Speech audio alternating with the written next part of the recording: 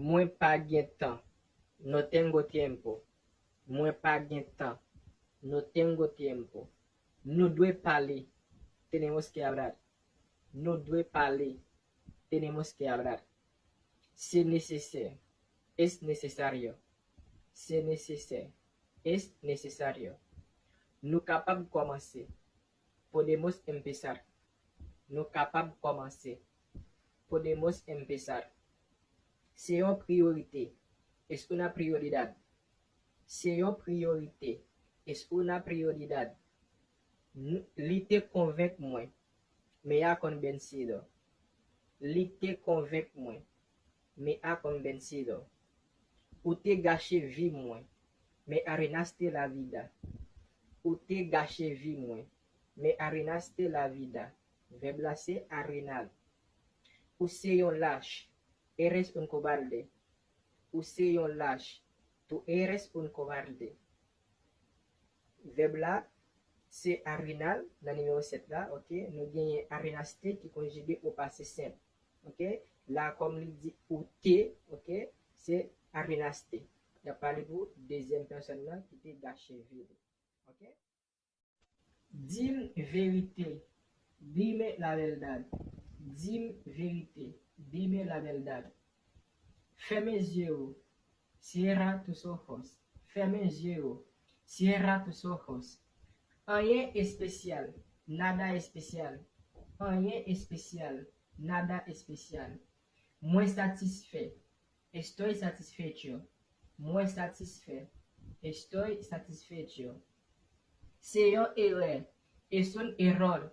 C'est un erreur. Es un error. C'est obligatoire. Es obligatorio. C'est obligatoire. Es obligatorio. Côté où t'es fait. Donde naciste? Côté où t'es fait.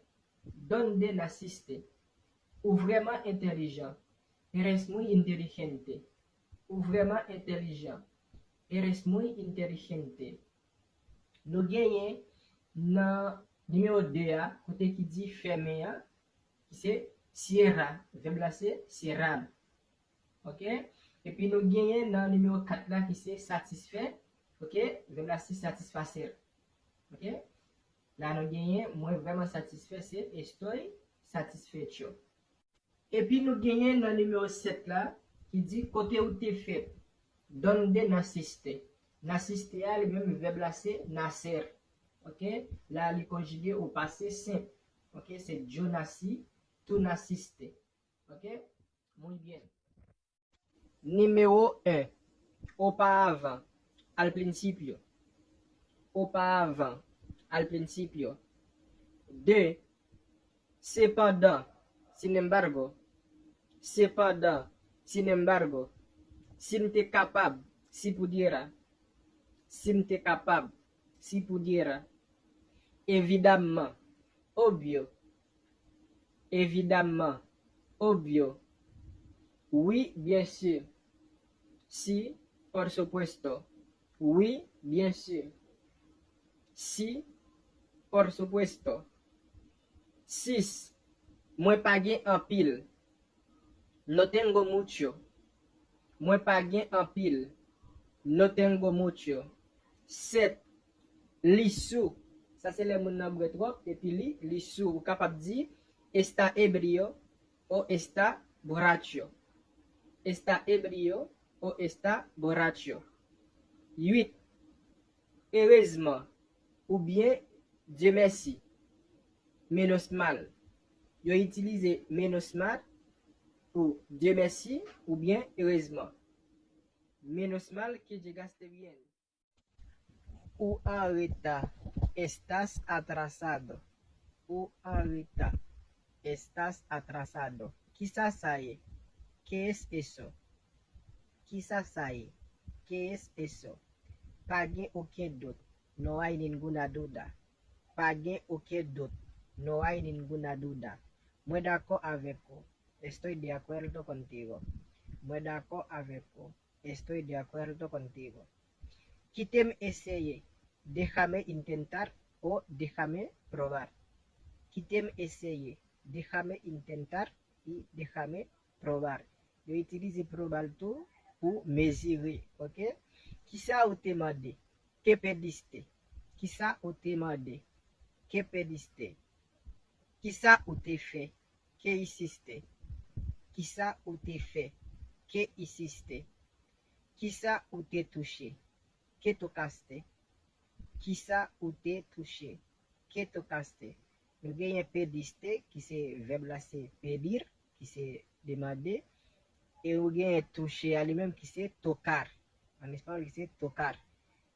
Tocaste qui conjugue au passé simple et nous gagnons feato qui c'est insister qui conjugue au passé simple qui c'est hacer. OK? Verbe là c'est hacer. Pediste, verbe là c'est pédir. Insister, verbe là c'est hacer. Tocaste, verbe là c'est tocar. Là, est conjugué au passé simple.